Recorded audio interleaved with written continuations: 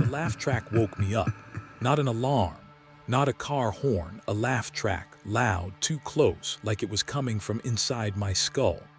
I opened my eyes and the first thing I saw was my hands. They were wrong, rounded, smooth, no fingerprints, no veins, like someone had drawn the idea of hands without ever seeing real ones.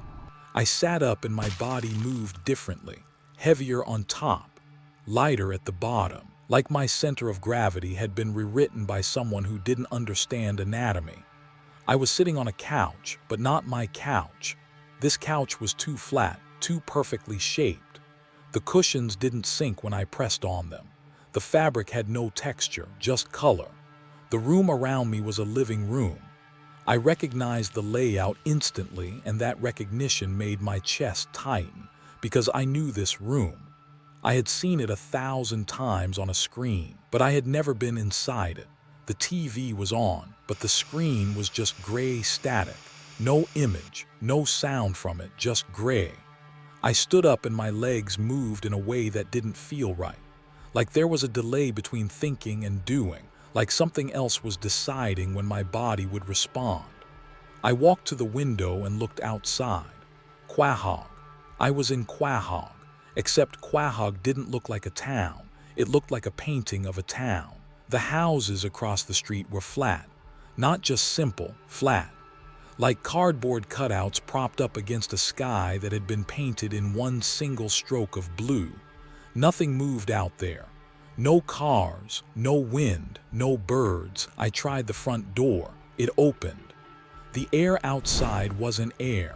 It had no temperature, no smell, no moisture, just nothing pretending to be something. I stepped out onto the driveway and the laugh track played again. I hadn't done anything funny. I hadn't said anything, but something somewhere decided that moment deserved laughter, and the laughter came from everywhere, from the sky, from the ground, from the houses that had no people in them.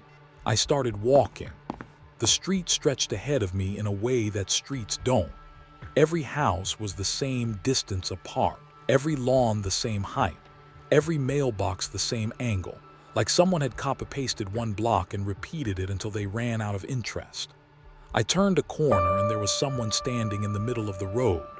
A man, short, round, glasses, white shirt, green pants. He was just standing there, smiling, not at me, not at anything, just smiling because his face was built that way. I said hello. He didn't respond. His mouth didn't move. His eyes didn't track me, but his head turned, slowly, following me as I walked past. Like a security camera dressed as a person, I walked faster. The drunken clam appeared on my left. The sign was there, but the letters didn't look right up close. They were shapes pretending to be letters.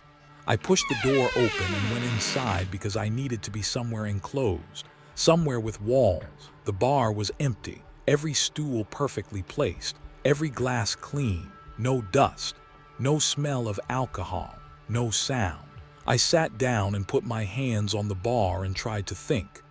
That's when I heard footsteps behind me. I turned around, 3 of them standing in the doorway, all with that same smile, all looking at me without seeing me. A large man in a white shirt, a thin woman with a specific shade of red hair pulled back, a teenager with a pink hat who stood slightly behind the others. None of them spoke, but the laugh track played. I said I need to leave. I need to go home. The large man tilted his head, the same slow mechanical tilt the street man had done. His mouth opened and he said something, but the words came out wrong, like the audio was from a different scene. The mouth moved for one sentence, but the sound was another. Something about a barbecue, something that made no sense in context. The laugh track played again, louder this time. I stood up and moved toward the back of the bar. There had to be a back door. Every bar has a back door. I found it, pushed it open. Outside was not outside. It was the living room again, the same couch, the same gray TV, the same flat cushions. I had walked through the back door of a bar and ended up in the house I started in. I tried again. Front door, outside, down the street, left turn. Different direction this time. Walked for what felt like 10 minutes, ended up in the living room. Every path led back here. The laugh track played every 90 seconds whether I did anything or not. It played when I sat down. It played when I stood up. It played when I tried to scream. It played when I went silent. I stopped trying to leave. I sat on the couch and stared at the gray TV and waited. That's when the TV changed. The static cleared for a second. Just 1 second, and I saw myself. Not the drawn version, the real me, sitting on my real couch in my real apartment. Eyes closed, head tilted back, asleep. I was watching myself sleep from inside a television inside a cartoon. Then the static came back. I jumped up and put my hands on the screen. It was warm, not TV warm, skin warm. The large man was behind me now. I didn't hear him come in. He was just there, standing between me and the door. Same smile, same empty eyes. He spoke again. This time the audio matched. His mouth moved with the words. He said, "You're in the show now." The woman appeared next to him, then the teenager, then the street man, then people I didn't recognize, filling the room, all smiling, all facing me, all with that same expression that had nothing behind it. The laugh track built, louder, louder, layered on itself, like 100 audiences laughing at a joke that didn't exist. I closed my eyes.